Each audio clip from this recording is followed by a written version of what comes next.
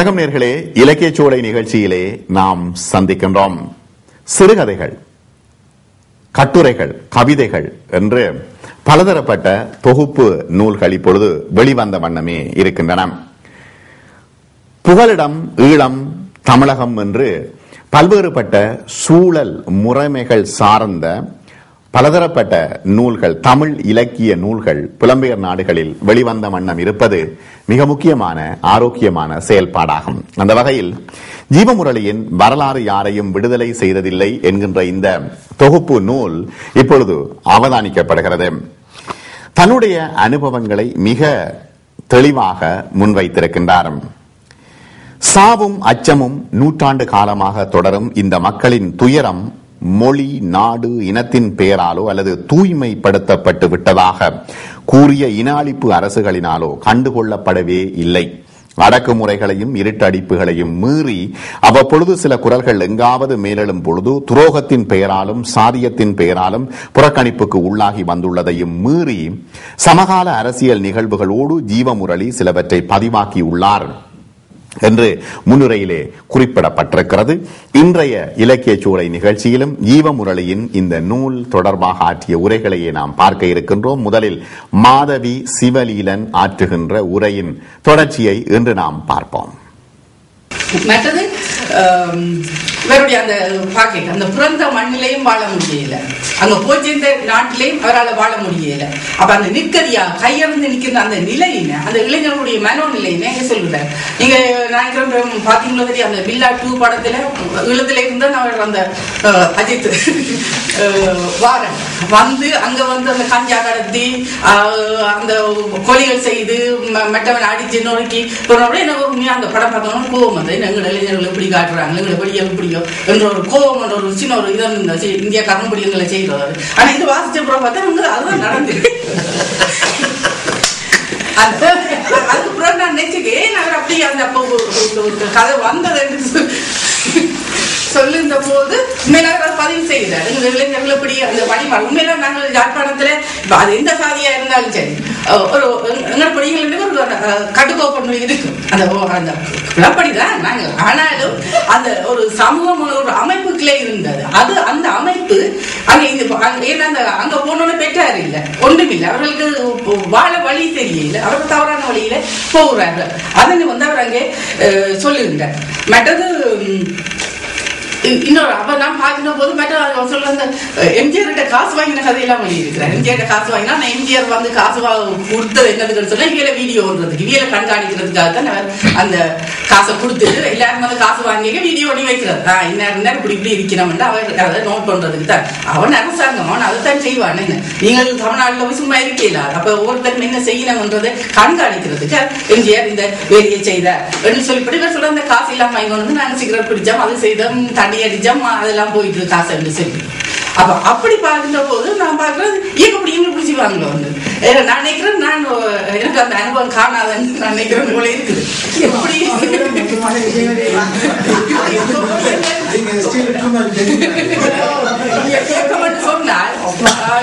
இயக்கம்னு சொன்னால் கட்டுக்கோப்பு இருக்கும் அப்படியே.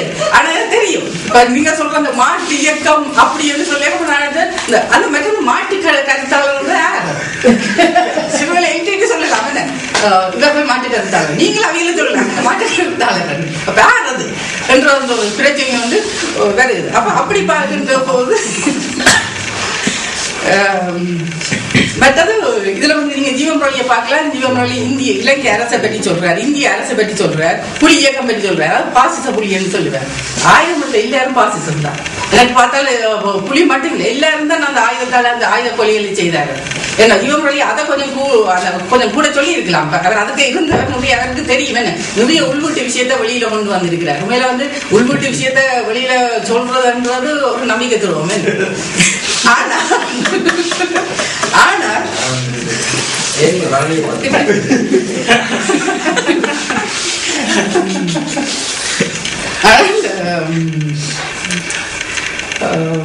தமிழத்திலோ வந்தால் ஆனா என்ன சொல்றது, அது சொல்ல வேணும் அப்படியும் அந்த வரலாறு உண்மையா இருக்க வேணும் என்ன. அப்ப அப்படி என்ற போது அவர் அதை பற்றி நேரம் இல்லை, பதிவு செய்யப்படத்தான் வேணும். அது யார் என்ன செய்தாலும் அது எழுதப்படத்தான் வேணும். அந்த வரலாறு உண்மையான வரலாறாக இருக்கும் என்றால் அது அதனை நாங்கள் ஏற்றுக்கொள்ளக்கூடியதாக இருக்கும்.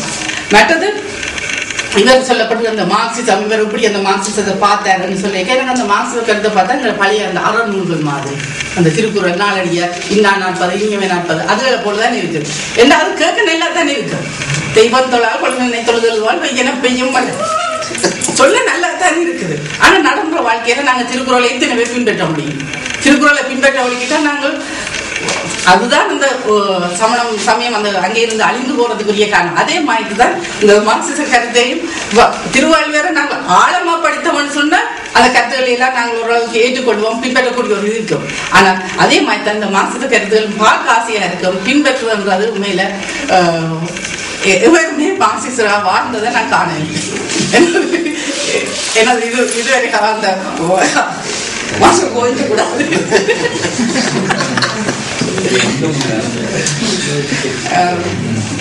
அது சொல்ல பார்த்தா இந்த காய்ச்சலுக்கு பனடோல் போட்ட மாதிரி இப்ப வந்து இவ்வளவு நாளும் அந்த அப்படித்தான் சொல்லிடுறேன். திருக்குறள் ஏன்னு வந்ததுன்னு சொன்னால் சரியான சமூகம் சீரழிச்சிருந்த நிலையில தொடர்ந்து இந்த அறக்கருத்துக்களை சொன்னோன்னு சனெல்லாம் ஏற்றுக்கொண்டாரு. நல்லா இருக்கு நல்லா இருக்கு. பிறகு சனம் கொஞ்ச நாளால அதுக்கு அதுல சலிப்பு வேற பக்தி இலக்கியத்துக்களால அந்த காதல இதுகளை எல்லாம் பார்க்க வலிக்கிறாரு. அதே மாதிரி தான் இங்கே வந்து இந்த கருத்துக்களை முழுமையாக எல்லாம் படிச்சு அந்த நேரத்தில் எல்லாம் படித்து எல்லாம் ஏற்றுக்கொண்ட பிறகு அதுல இருந்து அந்த இயக்கத்தில் இருந்து விடுபட்டு போன பிறகு அவர் அதையே விமர்சனம் செய்யக்கூடியவராக அதே அதுக்கே அவர் அந்த அந்த நின்று கொண்டு அதுக்குள்ளால அந்த அவர் ஆனா அவர் அந்த அவருடைய கருத்துகள் செயல்கள் எல்லாம் இன்று வரை மாசத்தோடு சம்பந்தப்பட்டதா தான் இருக்குது. ஆனா அதையும் அவர் விமர்சனம் செய்கிற தன்மையை நாங்கள் காணக்கூடியதாக இருக்கிறார்.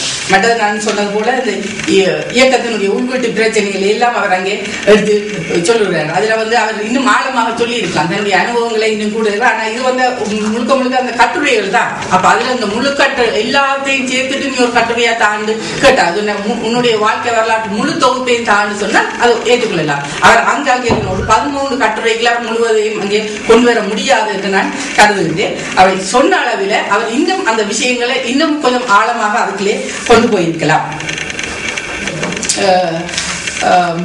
மற்றது இந்த இதுல அந்த மகேஸ்வரி வேலாயுதம் பற்றின 2 கட்டுரைகளை அவர் அங்கே குறிப்பிடுகின்றார். அவருடைய அந்த இபிடிபிக்கு முன் இபிடிபிக்கு பின் முன்னுக்கு சொல்லுகின்ற போது அவர் இவ்வாறு இந்த இந்தியாவிலே இந்த இளைஞர்களுக்காக செயற்பட்ட சிரிச்சு அரசியல் பேசினார். என்னை தாங்கள் அவ வித்தியாசமா பார்த்தினாங்க என்று சொன்னாலும் அவருக்கு இந்த மரியாதை அந்த இந்திய மண்ணில அந்த தமிழர்கள் கொடுத்த மரியாதை அவவை நம்பி அவர்கள் கொடுத்த காசு அதுகளை பற்றி சொல்லுகின்ற போது அவரை ஒரு நல்ல ஒரு இதாக காட்டினவர். அவருடைய இறப்பின் பின்னர் அவர்களுடைய பேரினாலே அங்கே சமூகத்திலே நடந்த கொலைகளை அவர்கள் சொல்றார். எல்கிட்டியை தேடி கொலை செய்தார்கள் என்று. அதே நேரம் அந்த அந்த கொலை செய்தபடி அந்த மகேஸ்வரி யார் கொலை செய்தாரோ அவருடைய சமூகத்தை தேடி இவர்கள் கொலை செய்தார்கள் என்று சொல்லுகின்ற போது அங்கே வந்து சுட்டப்பட்டது எங்கள் அந்த அந்த சமூகம் எவ்வாறு அந்த துன்பத்தினை இட்டவரை அனுபவித்துக் கொண்டிருக்கிறார். ஏன்னா இப்பொழுது அங்க வந்து ஆட்சி மாறி அது அன்று இருந்த ஆட்சியே இல்லை. இன்று வந்து இபிடிபியினுடைய கையில தான் யாழ்ப்பாணம் இருக்கிறது. அப்ப அங்க இருக்க அவர்கள் இந்த இயக்கப்படிகளை தேடி வாழ சொல்லுகிறார். இயக்கப்படிகள் என்று இல்லை, அந்த அவன் எந்த படியை கொலை செய்தானோ அந்த அவனுடைய சமூகத்தை தேடி இந்த கொலை நடைபெறுகிறது என்று சொல்கின்ற போது அந்த சமூகம் எவ்வாறு அந்த இந்திய யாழ்ப்பாண மண்ணிலே இட்டவரை அந்த ஒரு பலிகளாக ஆக்கப்பட்டிருக்கிறது என்பதனை அவர்கள் அழகாக சொல்கின்றனர். மற்ற பின்னூட்டல் அரசியல் என்றதிலே ஒரு நேர்மைத்தன்மையும் ஒரு உண்மைத்தன்மை கலந்ததுமான அந்த கட்டுரையை நாங்கள் காணலாம். மற்றது எனக்கு மேல அந்த பிடித்த கட்டுரை அந்த ஒலிகளின் அரசியல் வேலை சொன்னது போல.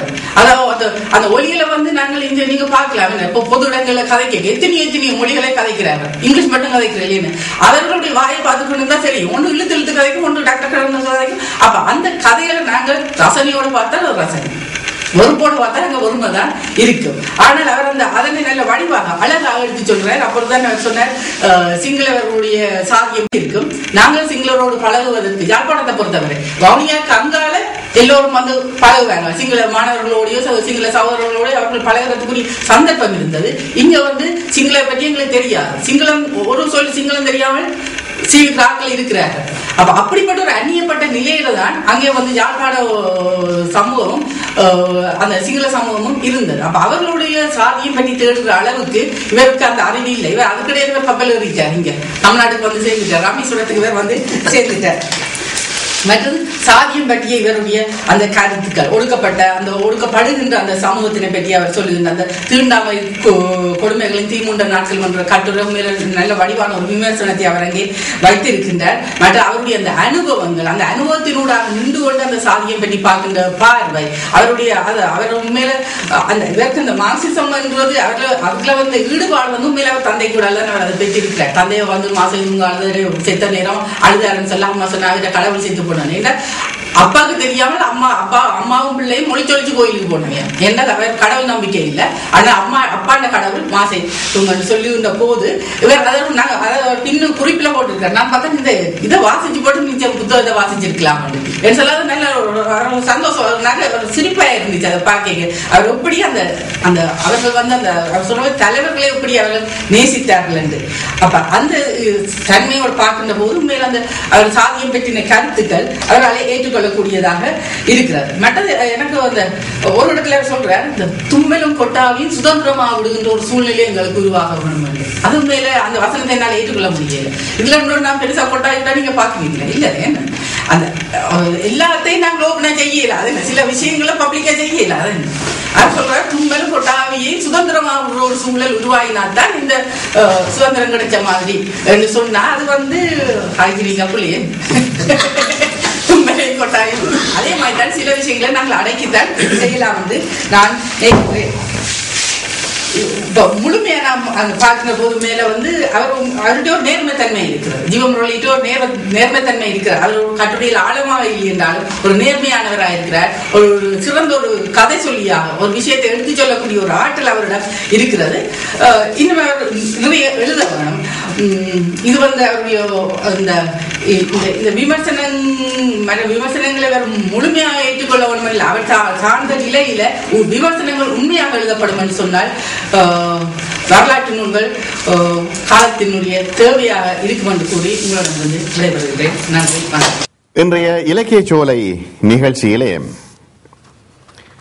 அடக்குமுறைகளையும் இருட்டடிப்புகளையும் மீறி அவ்வப்பொழுது சில குரல்கள் மேலெழும்புகின்றன. உண்மைதான், இது தொடர்ச்சியாக வருகின்ற ஒரு விடயமாகவே இருக்கிறது.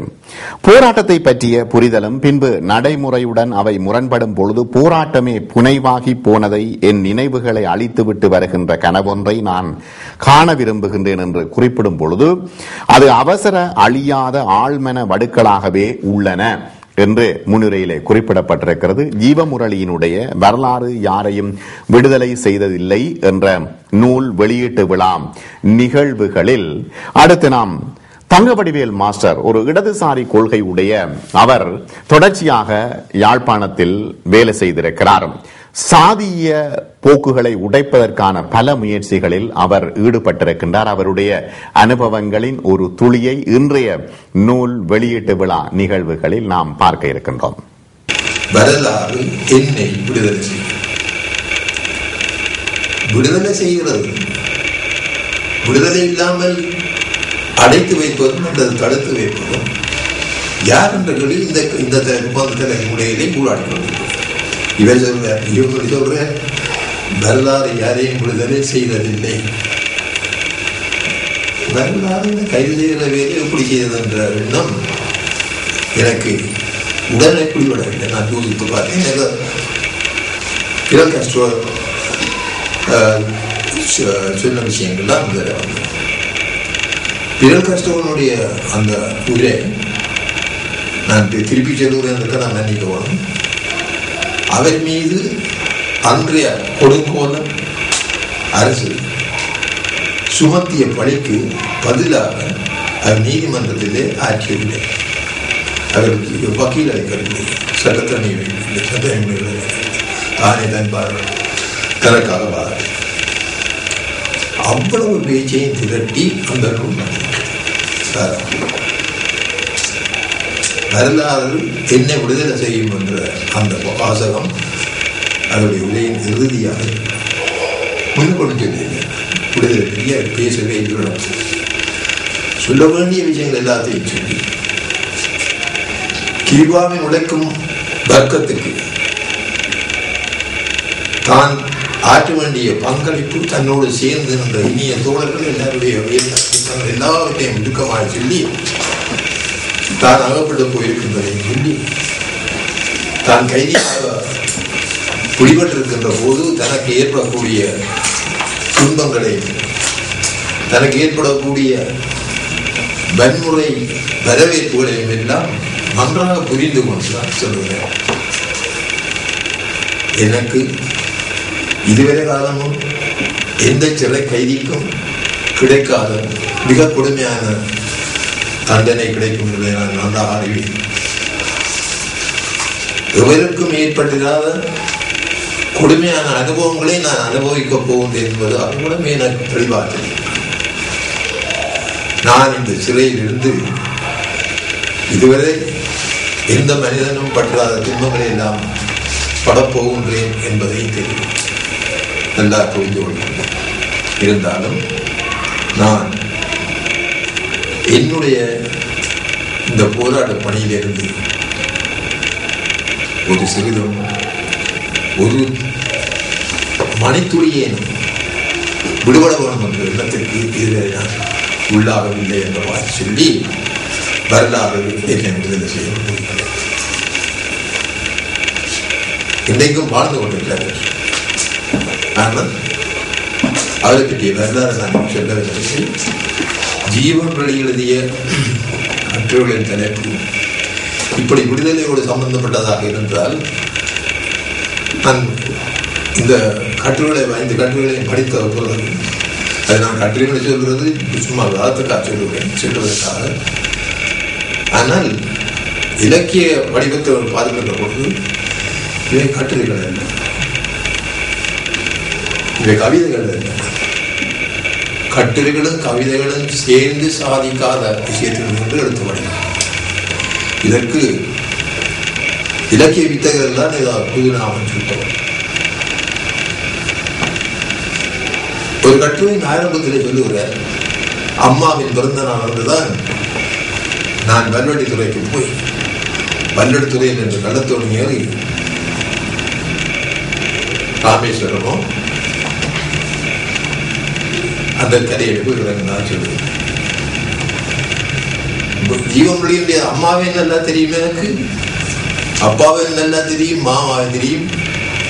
ஆனா ஜீவனுடைய எனக்கு நல்லா தெரியும். இதுல என்ன சங்கடம், இந்த நூல் எழுதுற பொழுது இதற்கு என்னென்ன சங்கடம் வந்திருக்கும் என்பதை ஓரளவு புரிந்து கொள்ளக்கூடியதாக இருந்தது. ஏனென்றால்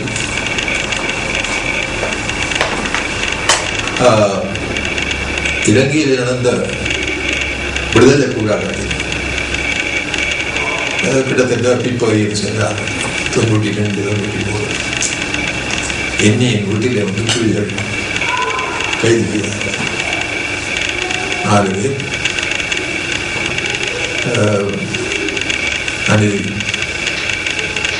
என்னுடைய பிள்ளைகளே அதற்கு முன்பு நான் காண்டிருக்கவில்லை. 4 பேரும் ஆயத்தோடு வந்தார்கள். நானும் என்னுடைய மனைவியும் தான் வீட்டில் இருந்தோம். வந்தவுடன் என்ன விசாரித்தார்கள், நான் தான் என்னை கொண்டு வரேன் இருங்கோடு சொன்னேன். ஒருவர் எடுத்தார், அவருடைய கையில் எழுதி புத்தகம் போய் குறிப்பிடை கொண்டு இருந்தார். இங்கே 2 பேர் கலைஞர் வீட்டை வாசல் இன்னும் ஒருத்தர் இப்போ என்னுடைய விசாரித்தார். 2.5 மணி நேரம் என்ன விசாரித்தார். ஓயில் நல்லது ஏற்படுகிற வயசுதான்.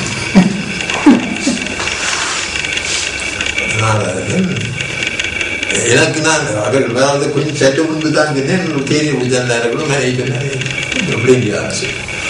அவ போட்டுட்டு அப்போ வந்தான், அம்மா நீங்கள் செய்யக்கூடாது, நீங்கள் வெளியே போகணும் அல்லது அறைக்குள்ள வந்து தேநீர் இவங்களுக்கு தேநீர் கூப்பிடுவா தம்பி மேற்கொண்டு அது எங்களுக்கு வேண்டாம். வீட்டில் வந்தவே தேநீர் குடிக்காது குடிக்க போகணும், குடிக்காமனா கதைக்க மாட்டேன். நிலைமையை ஆயிரக்கணக்கான பிள்ளைகளுக்கு படிப்பிக்க அந்த அனுபவங்களுக்கு வந்து சொன்னேன். நீங்கள் கேட்க முடியாதான் கதைக்கலாம் என்ன விஷயம். அவர்களுக்கு விருப்பம் இல்லை. இருந்தாலும் கொண்டு வந்து மனசு வச்சாங்க. 2 மணிச்சாலும் என்னை பலவிதமான கேள்வியெல்லாம் கேட்டேன். அதுக்கு காரணம் என்ன, நாங்கள் 3-4 தடவை இந்தியாவை போயிட்டோம். இந்த போராளிகள் அங்கே பயிற்சி பெற்ற காலத்தில் நான் போயிருந்தேன். ஒரு போராளியை நான் உண்மையிலே சந்திக்கிறேன். உங்களுக்கு தெரியும், ஆனா மார்க்ஸ் என்ற வீட்டு தான் என்னுடைய மகளை தங்க வச்சு அங்கேதான் அவள் யூனிவர்சிட்டி படிச்சிருந்தார். நான் சொன்னேன், நீங்கள் கேட்கிற கேள்விகளுக்கு எனக்கு கூட நீங்கள் ஏதோ கேட்கிற என்ன பெரிய செல்ல சொல்லுங்க, தட்டி சொல்றது ஒன்றும் இல்லை. உங்களுக்கு தேவையான விஷயங்களை நீங்கள் கேட்டீர்களா, நான் எனக்கு தெரிந்ததை அப்படியே சொல்லலாம். தோழர்களை நம்ப மாட்டீர்கள். ஒரு 200 கேள்வி கேட்டார். ஒன்றுக்கு பின் ஒன்றாக கேட்டார். ஒரு தான் கேட்கிறேன், மற்றதை தான் நோட் பண்ணுறேன். புலனாய்வு துறையிலிருந்து வந்தவர்கள் போல் இதெல்லாம் கேட்டால் நான் கேட்ட கேள்விகளையும் 15 சொல்லவில்லை. கேள்விகள் எல்லாம் கேள்விகள் நேரத்தை பார்த்து சொன்னேன். தம்பி, நானே மாகரி போகணும். இன்றைக்கு மத்தியான சமையலுக்கு நான் தான் போய் சாமான் வாங்க எடுக்கணும். இது எனக்கு தெரியா முடிப்பீங்களோடு கேட்டேன். முடிஞ்சு சொன்னார். ஒரு வீட்டில் பிராந்திலே மணிக்கூட எடுத்து பார்த்தேன். 2 மணிக்கெல்லாம் போயிடுச்சு. வேறு என்ன இந்த பொடியும் சொன்னார், நீங்கள் நிறைய போய் சொல்லி போறீங்க, நீங்கள் நிறைய போய் சொல்லி போறீங்க. நான் என்ன தம்பி, நீ கேள்விதான் கேட்டது. நான் எல்லா கேள்விக்கும் பதில் சொன்னேன். உங்களுக்கு நான் சொல்ல ஆகணும். நீங்கள் கேட்ட கேள்வி எனக்கு விளங்கினோட நான் ஃபுல்லாக சொல்லிட்டு இருக்கேன். இவ்வளவு கேள்வியும் கேட்டிருக்கிறேன். ஒரு கேள்வியை நான் போய் சொல்றேன்னு சொல்லி முடிவா சொல்லுவேன். நீங்க கேள்வி கேட்டு அந்த கேள்விக்கு நான் கொடுத்த பதில் பொய் என்றதை ஒரு நிரூபிச்சா நீ போதும். நீங்கள் வந்தவர்கள் முடிஞ்சது. என்னை நீங்கள் குடிக்கொண்டு போகலாம், அதை சுட்டு கொண்டு போகலாம் என்றவுடனே அது நான் திருப்பி பிடிச்சு கொண்டேன். இந்த கேள்விக்கு பதில் சொன்னா தான் நான் உங்களை போகிறேன். சொல்லிவிட்டு தான் போகணும். சார், நீங்கள் என்ன பொய்ய நான் போகிறேன் அப்படி கொண்டு என்னை பொய்யன்னு சொல்றேன். நீ நாட்டு மாவுடன் போகட்டும் என்று பார்ப்போம். இது மனைவி அவங்க இந்த கட்டுப்பாட்டை முடிவோடி இருந்துட்டா சத்தம் போட்டு அதுதான் அந்த மாதிரி நிலைமை இருந்தது. அவர்கள் சரி, நாங்கள் என்ன போட்டு விடுத்தார்கள் கனகாட்சியங்கள் நடந்தது. போகும் சொன்னார்கள். நாங்கள் கூப்பிடுற நீங்கள் வேற பெறவேணும் அதுக்கு நான் தருவேன். ஆனால் அதுக்கு முதல் நீர் கேட்ட கேள்வி நான் அளித்த பதில் பொய்யான பதில் தெரிஞ்சால் நான் பெறுவேன். மற்றபடி நான் பெற மாட்டேன், என்னை கொண்டு போவேன். நண்பர்களே, நான் சொல்லுவேன் என்றால் ஜீவன் பொருளைக்கு நான் ஒரு வயசு போட்டேன். எனக்கு இந்த நெருக்கடியை உண்டு பண்ணின அந்த விடுதலை போராட்டம் வயதில் குறைந்தவர்கள் நல்ல கேள்விகளை கேட்டு இந்த குற்றத்துக்குள்ள தள்ள தெரியாதவர்கள் இப்படியான கேள்விகளை கேட்டு என்ன இல்லை என்னுடைய மனைவியே பாவம் நான் பயந்தேன் என்றால் நான் கடைசியா ஒரு தொடர்ச்சியாக நூல்கள் பொதுமக்கள் மத்தியிலே செல்லும் பொழுது அவை பாரிய அதிர்வை ஏற்படுத்துகின்றன. அதனால் தான் நூல்களுக்கும் பேனாக்களுக்கும் அரசியல்வாதிகள் பயப்படுகிறார்கள், அஞ்சுகிறார்கள். இப்பொழுது ட்விட்டர், பேஸ்புக் போன்ற இணைய வழி மூலமான தாக்குதல்களை தமிழக அல்லது இந்திய அரசாங்கம் தொடர்ச்சியாக அடக்கிக் கொண்டிருப்பதை நாம் பார்க்கின்றோம். ஏன், கருத்துக்கள் வெளியில் செல்லும் பொழுது பொதுமக்களை பாரிய அளவில் அவை சென்றடைகின்றன, அவை தாக்கத்தை ஏற்படுத்துகின்றன என்பதுதான் இந்த அடக்குமுறைகளுக்கான காரணமாக அமைகிறது.